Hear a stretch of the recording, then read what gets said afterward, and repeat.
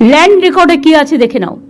Land রেকর্ডে যদি পুকুর থাকে, ল্যান্ড রেকর্ডে যদি জলাশয় জমি থাকে, তাহলে সেই পুকুর ভরাট করলো কি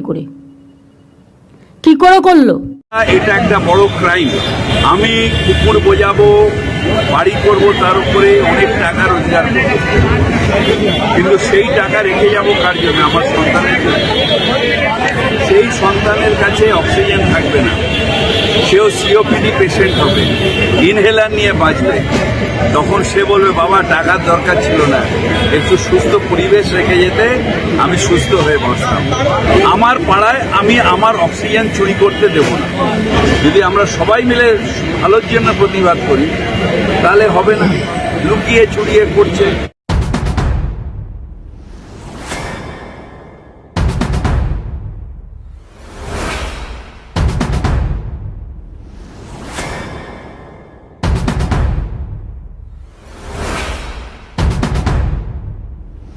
বজবজের বৈতায় অবাধে পুকুর ভরাট, পরিত্যক্ত মাঠের কালো মাটি দিয়ে। দক্ষিণ 24 পরগনার বজবজ থানার অন্তর্গত বজবজ 1 নম্বর পঞ্চায়েত সমিতির বৈতা গ্রাম পঞ্চায়েতের 195 নম্বর বুথের গোবরঝুড়ি এলাকার কেপি মন্ডল রোডের পার্শ্ববর্তী নাজিমা নার্সিংহোমের উল্টো দিকের 1549 নম্বর দাগের 1.5 বিঘার একটি পুকুর দিনে এবং রাতে জেসিপির মাধ্যমে কালো মাটি দিয়ে অবাধে ভরাট হয়ে যাওয়ার অভিযোগ। স্থানীয় বাসিন্দাদের একমাত্র ব্যবহারযোগ্য এই পুকুরটির প্রায় 95% ভরাট হয়ে গিয়েছে।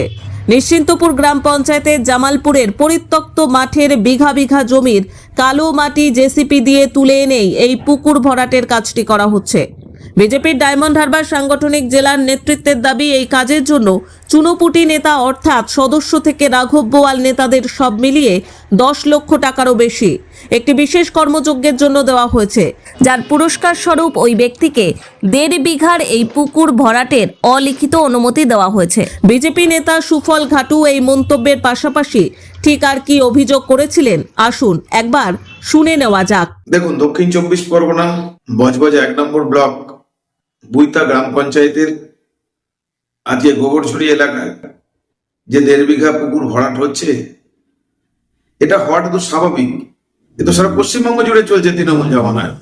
তৃণমূল যতদিন থাকবে এটা চলবে, কারণ এদের তো কাটমানি তোলাবাজি দরকার, এবং সেই টাকা না হলে চলবে কি করে তৃণমূলের? কোটি কোটি টাকার হোর্ডিং, কোটি কোটি টাকার আজকের সেবাশ্রয়ের নামে যেহেতু টাকা কোথা থেকে আসে?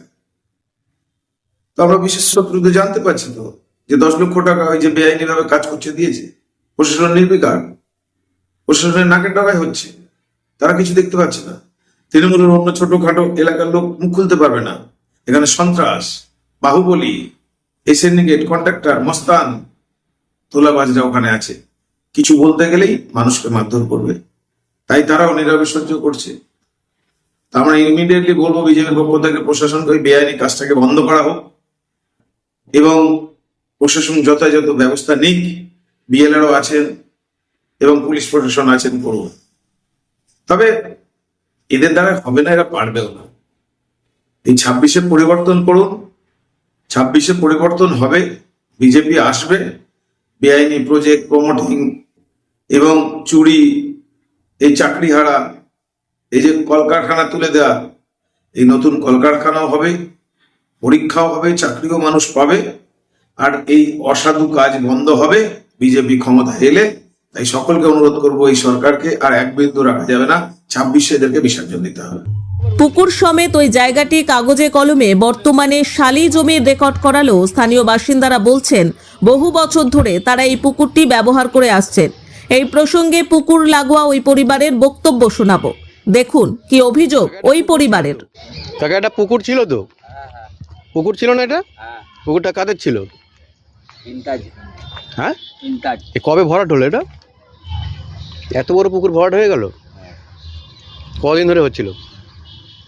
হ্যাঁ, 1 মাস ধরে হচ্ছে। 1 মাস। এটা আপনার নিজের জমি? এটা আমি যে মহিলা প্রথম ছিল বাবা, সে আমাকে বসে রেখে গেছে, মানে তার বাড়ি হচ্ছে মিঠাবো।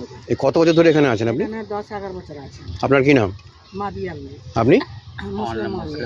আপনার স্বামী স্ত্রী? হ্যাঁ হ্যাঁ, বলে এখানে দুখানা ঘর আমি ভাড়া দিতাম, ঘর দুটো ভেঙে ফেলেছি।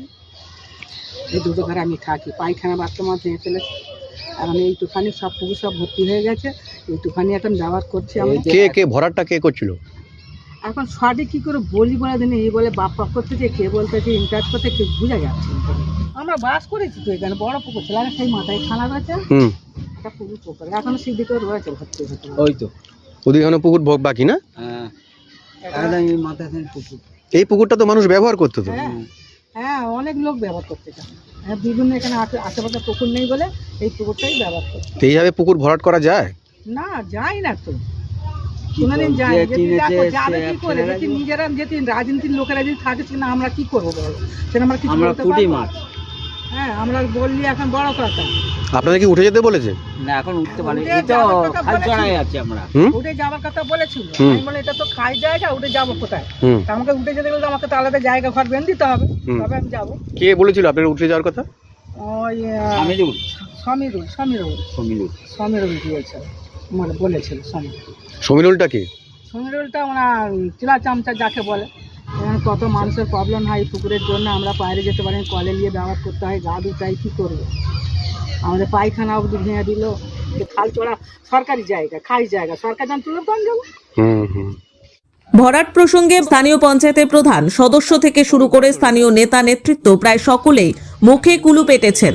তবে এদের মধ্যে কেউ কেউ হিসাব দিয়ে বলে দিচ্ছেন কোন নেতা কত টাকা হাতে পেয়েছেন, পাশাপাশি তথ্য দিয়ে বলছেন কোন নেতা দালালের সঙ্গে দর কষাকষি করে এই ভরাটের কাজটি শুরু করেছে। কিন্তু ক্যামেরার সামনে কেউই মুখ খুলতে চাইছেন না। এমনকি পুকুরের সামনে দাঁড়িয়ে গুগল ম্যাপে তোলা ছবি এবং জমির কাগজের একটি কপি সংবাদ মাধ্যমকে তারা তুলে দিলেও একটা অলিখিত ভয় তাদের যেন গ্রাস করেছে। বিজেপির করা দাবি অনুযায়ী এই পুকুরটি ছাড়াও উল্লেখিত রাস্তার দুই ধারের নয়াঞ্জলি বুঝিয়ে কেউ দোকানঘর বানাচ্ছে, কেউ বা বসতবাড়ি। কার প্রশ্রয় হচ্ছে এই কাজগুলি? প্রশ্ন তো উঠবেই।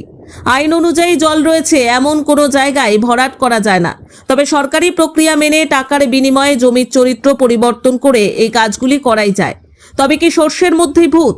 আর সেই জন্যই কি রাজস্ব না দিয়ে নিয়ম নীতিকে বুড়ো আঙুল দেখিয়ে এই অসাধু ব্যক্তিরা পুকুর ভরাটের অনুমতি পেয়ে যাচ্ছে? প্রশ্ন করবার কেউ নেই, দেখবারও কেউ নেই। বজবজ থেকে টিনা রায়ের রিপোর্ট, খবর 7 দিন।